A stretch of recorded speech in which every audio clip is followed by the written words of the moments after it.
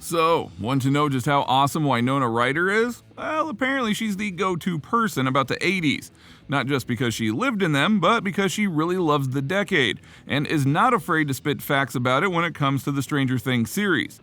Remember that the series is set in the 80s, and the showrunners, the Duffer Brothers, are never afraid to go and reference something from that time period. But if they happen to make an honest mistake, they can take heart that Winona Ryder is there to fix it, and let them know how they screwed up. And apparently she's done this for them multiple times. Number 5, Winona Ryder, the fixer. Don't test her. Winona Ryder knows her 80s music. The Stranger Things star played both Joyce Byers and music supervisor on the Netflix hit, according to her co-star David Harbour.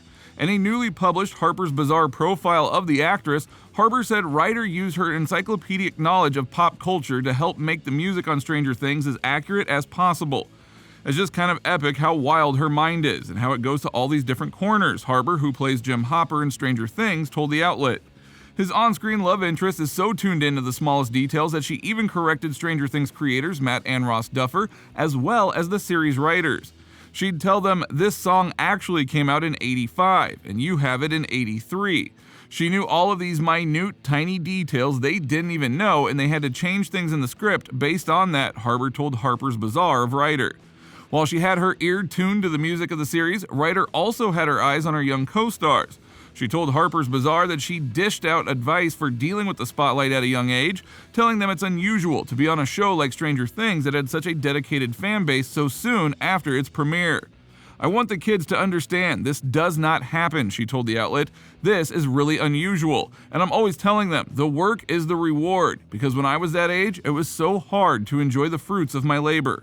Ross Duffer said Ryder specifically helped Millie Bobby Brown, who shot to fame at a very young age with her role as Stranger Things 11. She's talked to the kids about what celebrity is like and how the press can be and the anxiety and confusion that comes along with celebrity, Ross told the outlet. I think she's really helped them. I know she specifically helped Millie a lot to work through that. He added, and that's something that no one else can help with really, because so few people have experienced it. It's not something I understand. It's not something that even a parent would understand. She sounds awesome in every way. Wouldn't you agree? And that makes us want to learn more about her, so hey, we will. Number 4, making fantasy worlds. When Winona Ryder was a kid, she daydreamed about movies, not starring in them, but watching and filming them. Her parents, who are both writers and editors, moved to a commune on the Northern California coast when she was 7. And though there were no TVs, her mother would put up a sheet on the side of a barn to show old movies. I was in heaven, Ryder says, after her family moved a few years later to Petaluma, a city in the San Francisco Bay Area. She would try to view the world through the camera's lens. There's the bridge there. It looks so small now, Ryder says, but I used to put the strap of my book bag across my forehead. I'd sort of walk and force myself to see things in black and white like a movie. I created this whole kind of fantasy world, she explains. There was an old theater I loved, and I used to fantasize about living there, like ripping out the seats and having a bed and a bathtub and a bike and watching movies all the time. Her love of pop culture is what helped fuel the mind that now makes sure that Stranger Things is on point with its music. But even with her rise to fame, it came with a cost. Number 3, media coverage. Ryder landed her first movie role in the 1986 adolescent rom-com Lucas at age 13. By the time she was 18, she was a household name. An intensely scrutinizing, particularly nasty brand of tabloid culture sprang up in the early 90s.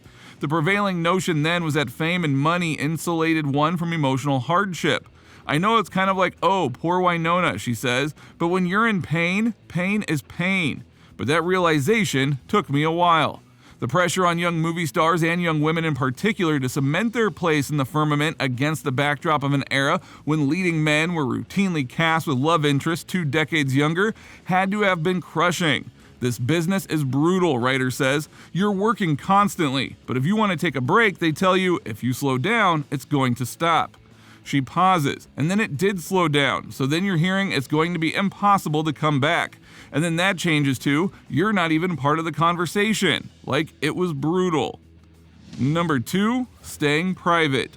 Ryder has kept her own personal life mostly out of view, but she did admit that there were things that happened due to Hollywood that made her life much darker than she was going to admit to anyone.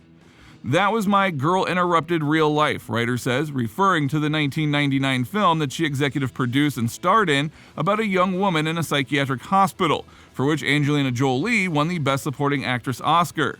I remember I was playing this character who ends up getting tortured in a Chilean prison in the 1994 drama The House of the Spirit, says Ryder, who credits an incredible therapist for encouraging her to imagine being gentle to a younger version of herself.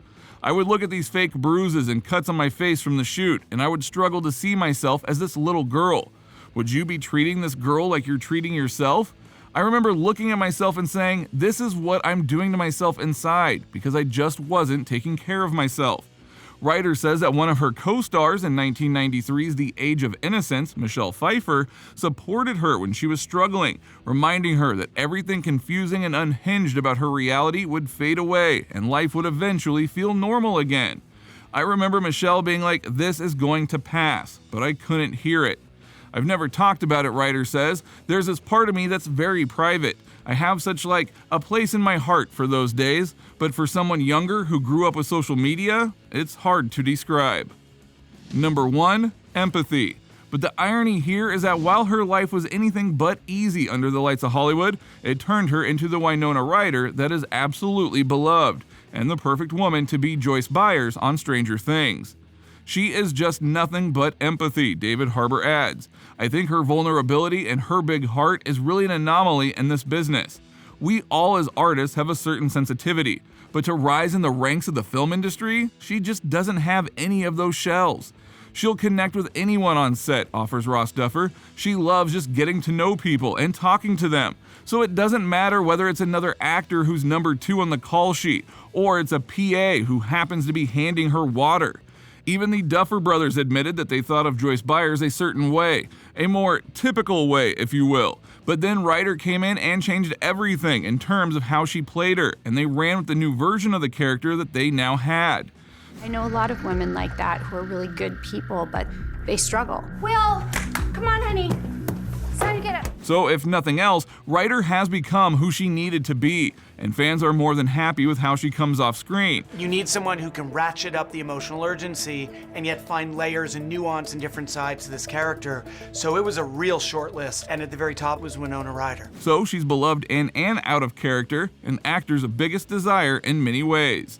The thing about Winona is she's just completely fearless. Like, she jumps in all the way, 100%, and that's what you need for the Joyce character. So what do you think? What do you think of this look at Winona Ryder and how she is the fixer for the 80s references that get put in the wrong places or spots? Do you think it's awesome that she's able to do this for the Duffer Brothers and that she has no issues going and doing this at all? Do you think the Duffers will try and go through season 5 flawlessly so that she doesn't have to correct them? Let us know in the comments below, and we will see you next time on the channel.